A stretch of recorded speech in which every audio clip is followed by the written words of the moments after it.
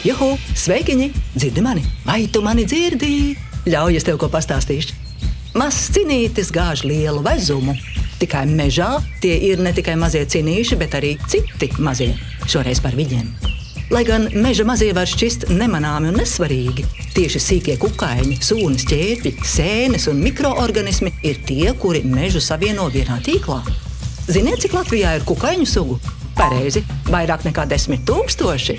Un lielākā daļa no viņiem dzīvo kāds pārsteigums – mežā.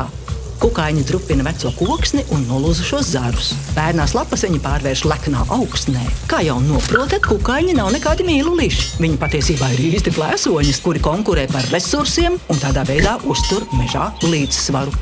Proti, ja ir pietiekami liela kukaiņu daudzveidība, tad nesavairojas tikai viena suga, kas valda pār mežu. Piemēram,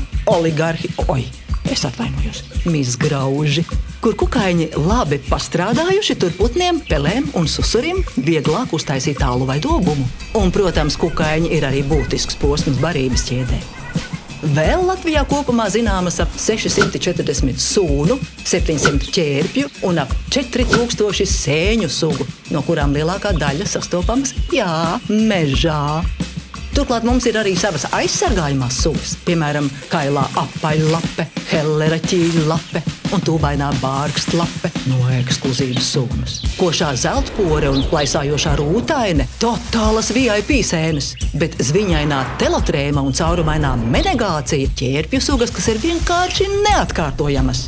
Tās visas sastopamas tikai tur, kur nodrošinātas viņu augstās prasības. Pareizā temperatūra, īstais minerālu sastāvs augsnē un ūdenī un pat veids, kā iespīd saule un pūš vējš.